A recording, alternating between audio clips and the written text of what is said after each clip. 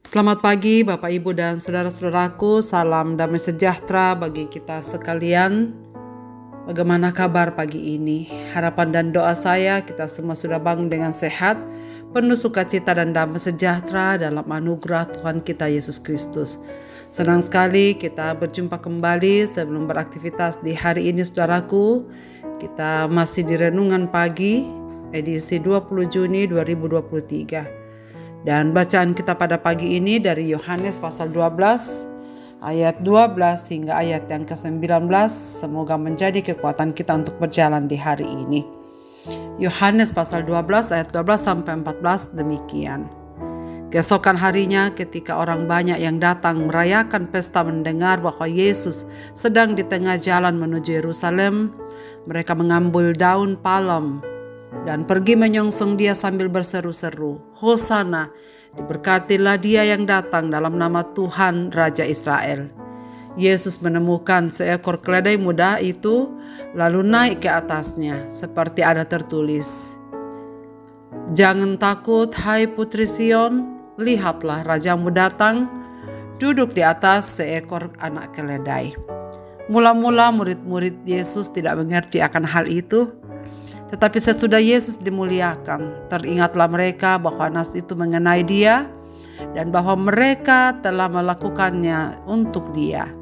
Orang banyak yang bersama-sama dengan dia ketika ia memanggil Lazarus keluar dari kubur dan membangkitkannya dari antara orang mati memberi kesaksian tentang dia. Sebab itu orang banyak itu pergi menyongsong dia karena mereka mendengar bahwa ia membuat mujizat itu. Maka kata orang-orang Farisi seorang kepada yang lain, "Kamu lihat sendiri bahwa kamu sama sekali tidak berhasil. Lihatlah, seluruh dunia datang mengikut dia." Menerima dengan hati. Saudara-saudaraku, siapa yang tidak mau dekat dengan orang yang sedang populer, seseorang yang sedang berjaya, seseorang yang sedang menjadi buah bibir, dan sedang terkenal pada masanya? Tentu semua orang ingin dekat dengan orang yang demikian. Siapapun akan bersedia menjadi sahabatnya demi mendapatkan sesuatu. Nama Yesus makin tersohor oleh tindakannya membangkitkan Lazarus. Semua orang ingin mengenalnya dan bangga mengakuinya sebagai tokoh besar. Saat Yesus mengunjungi Yerusalem, orang-orang berebut menyambutnya. Mereka mengharapkan Yesus membuat mujizat di Yerusalem sama seperti di Betania. Yesus disambut dengan gegap gempita, "Hosana," artinya berilah keselamatan, sebagaimana yang dikatakan dalam Mazmur 118 ayat 25. "Diberkatilah dia yang datang dalam nama Tuhan, Raja Israel." Murid-muridnya pun melakukan hal yang sama.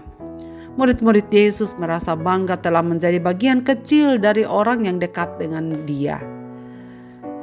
Padahal melalui menunggangi keledai, Yesus mengisyaratkan kedatangannya sebagai seorang raja damai, seorang raja yang lemah lembut. Dan mata berita tentang mujizat-mujizat yang telah dilakukan Yesus sangat melekati hati banyak orang, terutama orang-orang yang mengalami penderitaan, tekanan, dan kemiskinan. Mereka sangat merindukan munculnya tokoh Mesias, si pembebas untuk melepaskan mereka dari segala penderitaan, penindasan, dan kemiskinannya. Pada saat itu mereka datang ke Yerusalem untuk merayakan Paskah, yaitu memperingati peristiwa kebebasan nenek moyang mereka dari tawanan bangsa Mesir. Mereka datang dari Yerusalem dan sekitarnya dan dari semua negeri. Sebagai penyembah yang sungguh-sungguh, mereka datang lebih awal supaya dapat mengikuti upacara penyucian diri untuk melayakkan mereka memasuki ibadah Paskah. Saudara-saudaraku, penduduk Israel dalam suasana pesta pada waktu itu. Tetapi apakah benar mereka sungguh-sungguh berpesta? Mereka tahu dan mereka sadar apa yang mereka sedang rayakan.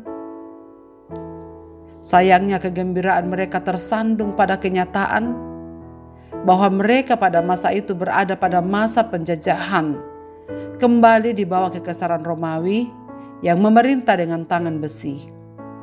Dalam keseharian mereka, Roma mengenakan pajak dan cukai yang berat peraturan yang ketat dan penyaliban sebagai hukuman mati yang hanya dapat dilakukan oleh kekaisaran Roma. Jadi pada saat itu penduduk Israel sangat mendambakan kebebasan, yang dalam tradisi agama Yahudi mereka kenal dengan akan datangnya Mesias sebagai pembebas mereka dari penjajahan Roma.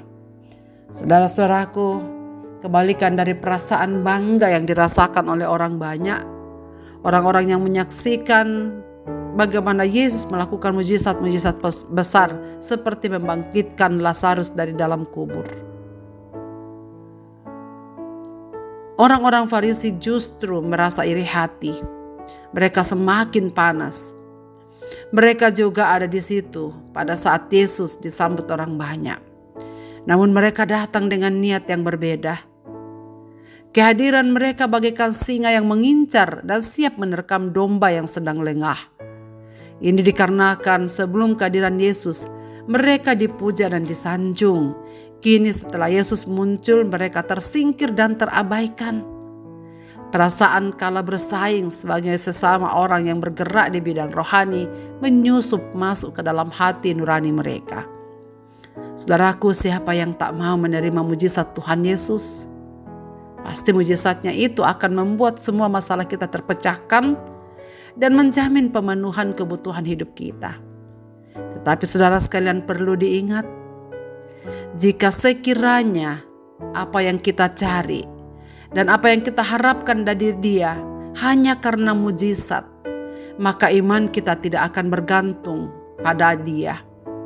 Jika iman hanya melekat pada mujizat, pasti tidak akan tahan terhadap penderitaan.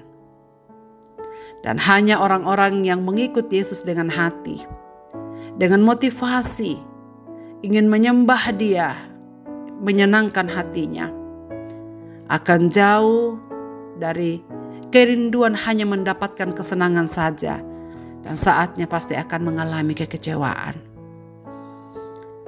Kiranya Tuhan menguatkan kita, saudara sekalian, untuk mengikut Tuhan, menerima Dia dengan hati.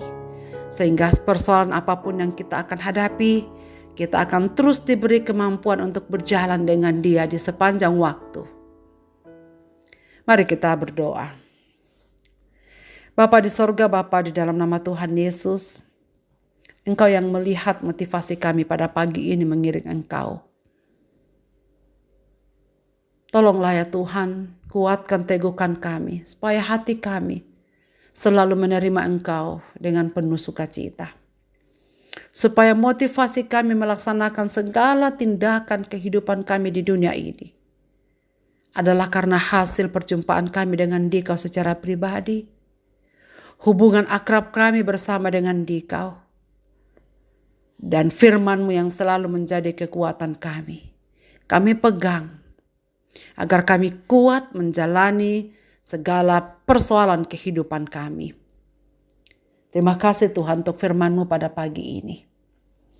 Kami rindu menjadi pengikut-Mu yang setia, meskipun berbagai persoalan yang kami hadapi sampai pada pagi ini. Kepada segenap pendengar renungan pagi ini ya Tuhan, Engkau tahu kebutuhan mereka satu persatu. Bagi keluarga dan saudara-saudara yang sedang mengalami sakit penyakit, Bapa, Engkau tahu kebutuhan hidup mereka. Engkau tahu apa yang mereka rindukan. Sembuhkanlah mereka. Mereka yang sedang berderai air mata karena rupa-rupa kesusahan hidup, Tuhan tolonglah mereka. Peganglah tangan mereka, berikan kekuatan, supaya mereka tetap kuat bersama dengan Tuhan, melewati segala situasi dalam hidup mereka. Kami tahu ada banyak anak-anak kami yang sedang mencari tempat-tempat pendidikan ke jenjang yang lebih tinggi. Kemanapun mereka melangkah, Engkau tahu yang terbaik untuk mereka ya Tuhan. Bukalah jalan kepada anak-anak kami, tuntunlah mereka, supaya mereka semua menemukan sekolah-sekolah yang tepat menurut kehendak-Mu. Mereka menemukan kampus-kampus yang cocok, yang tepat seturut dengan kehendak Tuhan. Bagi mereka yang telah lulus kuliah dan sedang mencari pekerjaan, Tuhan tolonglah mereka. Bukalah pintu untuk mereka, supaya mereka menemukan tempat pekerjaan tepat pada waktunya. Dan semua pergumulan umat-umat-Mu ini ya Tuhan, dimanapun mereka duduk beribadah dan tunduk di hadapan-Mu pada pagi ini sebelum mereka beraktivitas, biarlah kehadiran Tuhan sungguh nyata untuk mereka alami di sepanjang hari ini. Terima kasih ya Bapa di sorga, karena kami menjadi milik kepunyaan-Mu. Di dalam dan demi nama Yesus Kristus kami datang kepadamu ya Tuhan. Amin. Selamat beraktivitas Bapak, Ibu, dan saudara-saudaraku. Tuhan Yesus memberkati kita sekalian.